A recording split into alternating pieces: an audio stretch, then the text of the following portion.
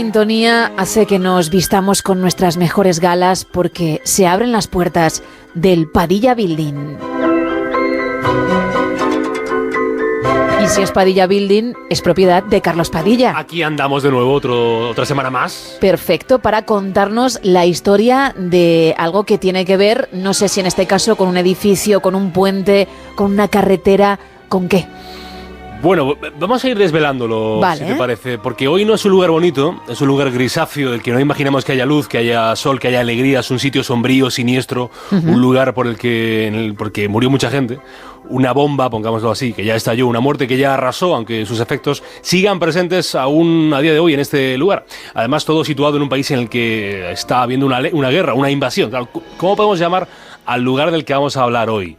Arca, dicen algunos, como si fuera el arca de Noé, aquel episodio de la Biblia, ¿no? Pero un poco al revés, ¿no?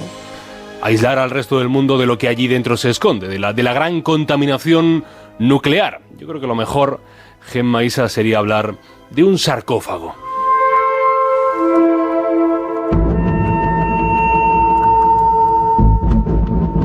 Claro, pero cuando hablamos de sarcófagos pensamos en el antiguo Egipto, de primeras. Sí, nos vamos a la época en la que se rezaba a Ra, el dios del sol, a Isis, a Horus. Fueron los años en los que reinaron sobre esas tierras los faraones Tutankamón y Cleopatra y Kefren y Menkaura y Keops. Bueno, que la lista de faraones es más larga que la de los reyes godos. ¿Para qué servía un sarcófago? Pues el sarcófago, que provenía del vocablo griego sarcófagos, que puede traducirse como el que come carne, era en el antiguo Egipto una casa del viviente, no era una tumba como tal, como la entendemos hoy, era algo más, evidentemente era algo especial. Si eras miembro de la realeza, de la gente importante, de la clase alta del mundo, que siempre ha habido clases, señora, si eras de la realeza, al fallecer se te sometía a un proceso de momificación y de embalsamamiento, todo ello milimetrado en un ritual que te llevaba, ellos creían, a la vida eterna. El sarcófago era una condición sine qua non para viajar al más allá. Claro, yo del sarcófago que les vengo a hablar hoy es un sarcófago que en lugar de propiciar el encuentro hacia el más allá, nos protege para que nuestro destino inevitable hacia el más allá no se acelere. Es decir, que nos proteja de la muerte. Y dirán ustedes, ¿a dónde vas, Padilla? Voy a Chernóbil. A principios de esta semana, gran parte de la opinión pública mundial quedó conmocionada tras conocerse el accidente nuclear que tuvo lugar en Chernóbil, en la Unión Soviética, el viernes de la semana pasada. Hasta el momento, las autoridades soviéticas solo reconocen 2 muertos y 197 heridos. La prensa norteamericana calcula que las víctimas pueden ser varios centenares.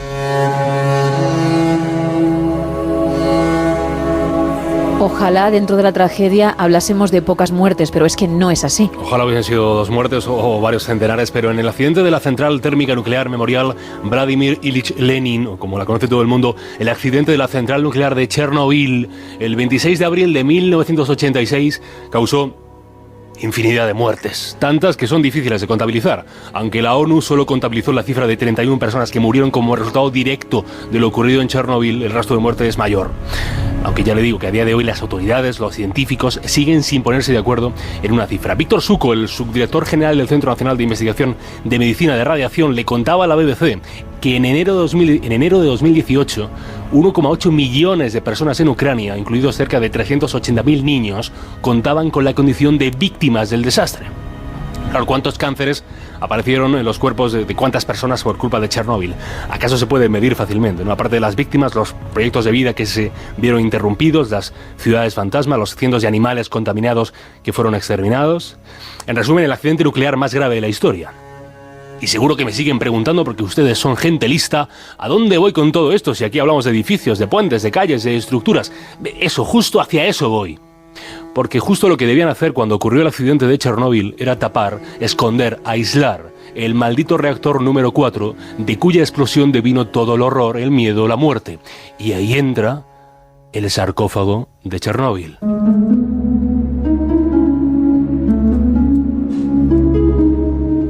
Ese reactor número 4 del que hablas voló, saltó por los aires. Y como si fuera una olla express saltando a presión, originó un incendio que duró 9 días, esparció material con una radioactividad equivalente a 500 bombas atómicas, como las que se lanzaron en Estados Unidos, por ejemplo, en Hiroshima. Más de 200.000 personas tuvieron que ser trasladadas a la fuerza a otros sitios, pero claro, había que hacer algo con aquel monstruo que expulsaba radiación constante, cerrar la herida por la que no dejaba de brotar la sangre, ¿no?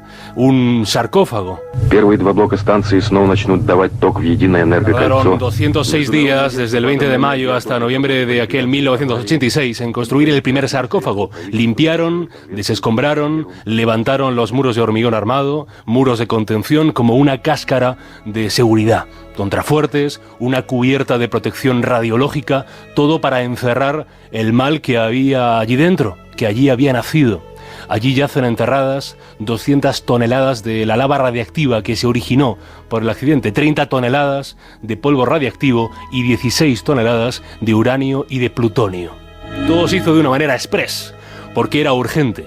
El primer sarcófago fue construido bajo condiciones extremas, con trabajadores expuestos a unos niveles de radiación brutales.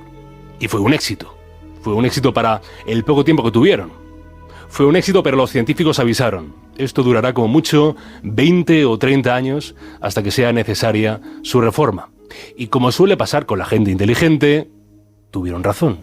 Y aquí llega el sarcófago definitivo, el que hoy tenemos, el que hoy está en esa zona de exclusión de la ciudad de Pripyat, encima del reactor número 4, el NSS, el llamado nuevo sarcófago de Chernóbil.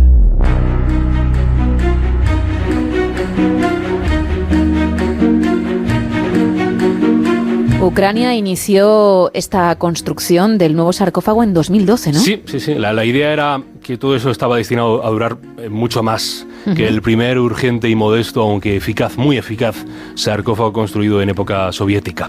1.500 millones de euros, financiados a través de un fondo especial del Banco Europeo de Reconstrucción y Desarrollo, con el apoyo de 45 países. Fueron necesarias aunar muchas fuerzas para proteger al mundo. Y la construcción de este nuevo ataúd nuclear sería bien curiosa. Y se la explico porque estamos en Padilla Building y de eso no me he olvidado. Se construiría alineado, pero no encima del reactor 4. Para que una vez construido, sería transportado sobre raíles hasta tapar el antiguo reactor y el antiguo sarcófago. La estructura móvil más grande del mundo, titularon los periódicos. Y esta vez los periódicos, que a veces se equivocan, estaban en lo cierto. Una construcción de 30.000 toneladas de peso, de 110 metros de alto, de 162 metros de largo, de 257 metros de ancho. Pensado para que dure como mínimo 100 años. Para que se haga una imagen mental, porque yo sé que a veces le digo los metros y usted, como yo, me pasa... Uno se pierde con los números. Se puede liar, sí, mira. sí.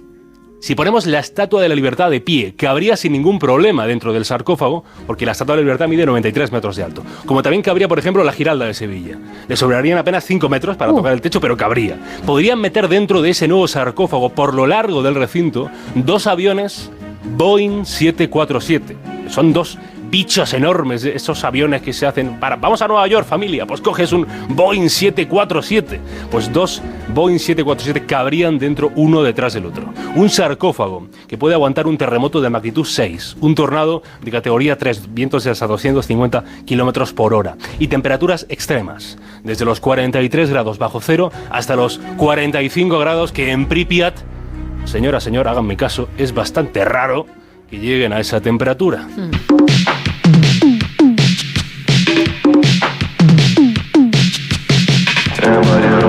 En unos meses, en abril de 2024, serán 38 los años que han pasado desde aquella tragedia. Sí, desde que todo ocurriera en la central nuclear Vladimir Ilich Lenin, la central nuclear de Chernóbil, que en realidad está en Pripyat. Ha cambiado el mundo, ¿eh? La Unión Soviética ya no existe. Tenemos series muy buenas, una que hizo una plataforma muy conocida sobre lo que allí pasó. Incluso hay turismo radiactivo. Gentes del mundo que se sienten atraídas, no sé muy bien por qué, pero hay gente que es así. ¿Sí? Se siente atraída por estar allí, por estar en el lugar del que los seres humanos huyeron para escapar de la muerte. Hay un aviso que se repite para los turistas que lo visitan casi todo cuando van allí, pero que rara vez pueden entrar en el sarcófago. Y les dicen, cuando van allí, dicen: no hay ningún peligro de radiación, pero por si acaso no vengan con pantalón corto.